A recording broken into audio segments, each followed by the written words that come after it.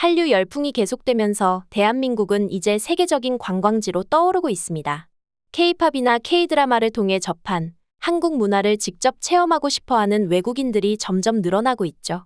얼마 전엔 외국인 관광객들에게 한국에 온 목적을 물어보는 설문조사가 있었는데 식도락이 1위를 차지해 화제가 되기도 했었는데요.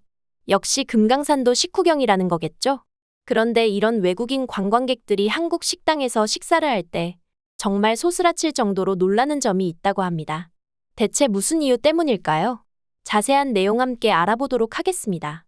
유명한 식당에 가면 한국인 손님보다 외국인 손님이 더 많은 경우를 흔히 볼 수 있습니다. 중국인들이 삼계탕 전문 식당을 휩쓸고 다니고 일본인들은 게장이나 닭갈비 매장의 주요 고객이라는 건 이미 잘 알려진 사실이죠.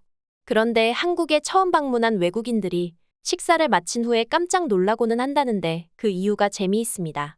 고기 등을 배 터지게 먹었는데도 점원이 와서 식사는 뭐로 하시겠냐고 묻기 때문이라는데요.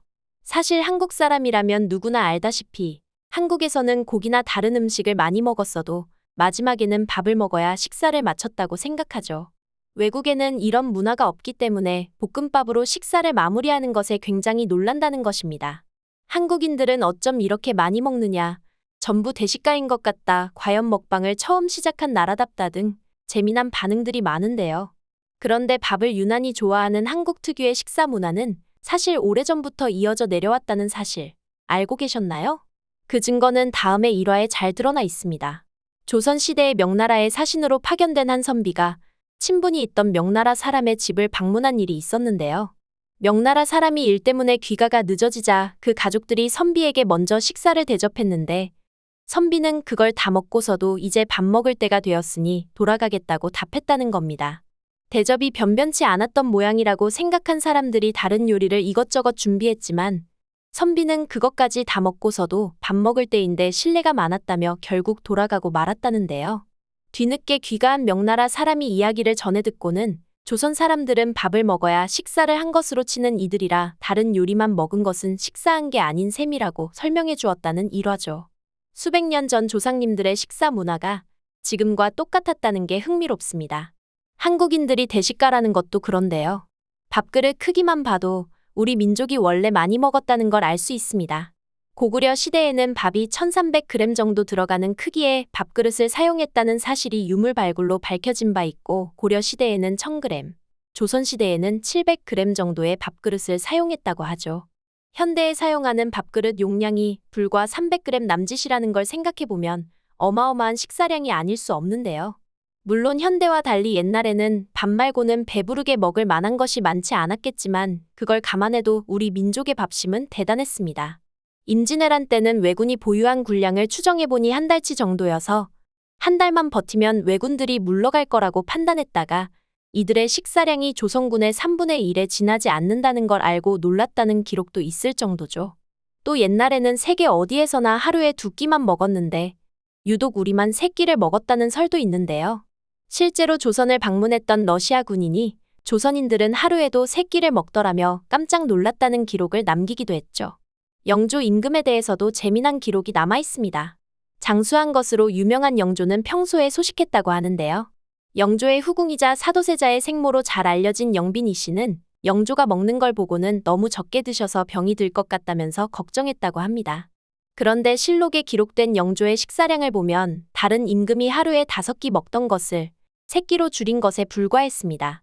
채식을 즐기면서도 고기도 빼놓지 않아서 전체적으로 균형 잡힌 식사를 했다고 하네요. 이렇게 먹어도 너무 적게 먹는다고 우려를 살 정도였다고 하니 우리 조상님들은 역시 대식가였던 것 같습니다.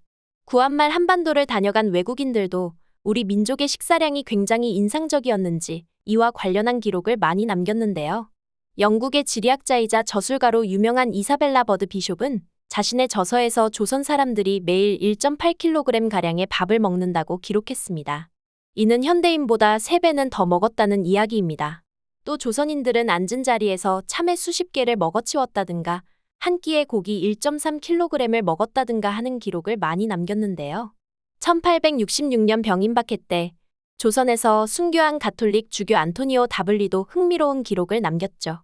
이 사람에 따르면 조선인들은 끼니 때마다 큰 사발에 밥을 가득 채워서 먹었는데 보통 두세 사발은 쉽게 먹어치웠고 많이 먹으면 7사발도 먹었으며 심지어 어떤 노인은 입맛이 없다면서도 5사발을 먹기도 했다고 합니다.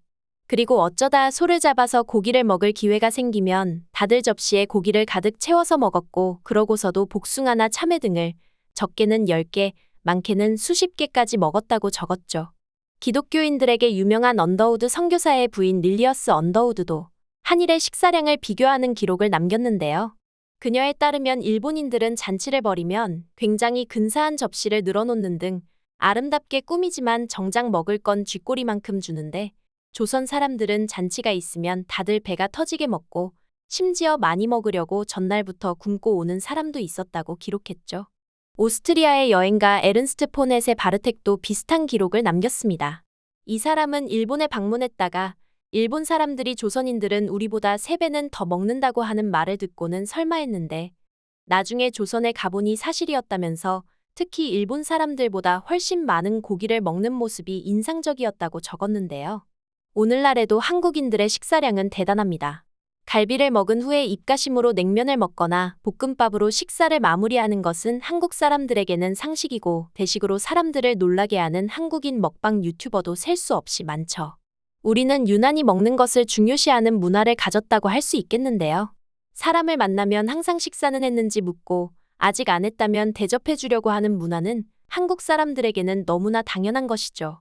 외국인들은 처음에는 남이 뭘 먹든가 말든가 왜 신경을 쓰는지 모르겠다며 의아해하지만 익숙해지면 이런 문화에 한국인 특유의 정이 배어 있다며 좋아한다고 합니다. 얼마 전 유튜브에서는 유럽의 유명한 유튜버가 한국에 여행 왔다가 시골의 노인회관에서 배고프다는 말을 했더니 입이 떡 벌어지는 수준의 대접을 받게 되는 내용의 영상이 화제가 되기도 했죠. 영상에 달린 댓글들도 재미있었는데요.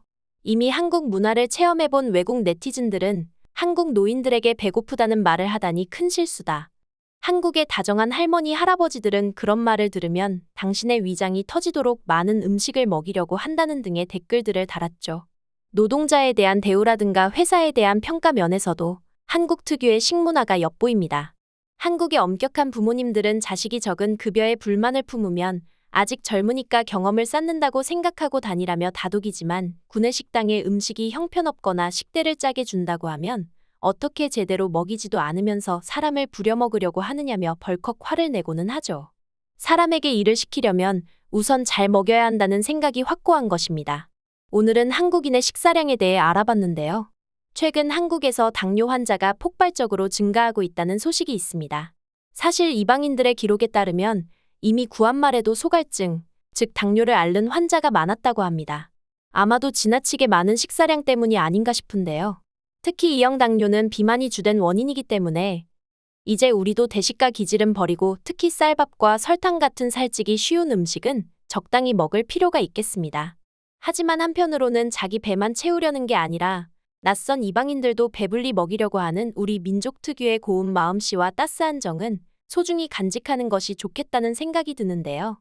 이방인들의 기록을 봐도 이들은 단순히 한국인들이 많이 먹는다고 놀라기만 한 것이 아니라 낯선 손님인 자신들에게도 똑같은 대접을 해주어서 기쁘고 고마워했다는 것을 알 수 있으니까요. 어쩌면 한류의 원조는 이렇게 따스한 정에 기반한 식사 문화가 아닐까요? 오늘 영상도 시청해주셔서 감사합니다.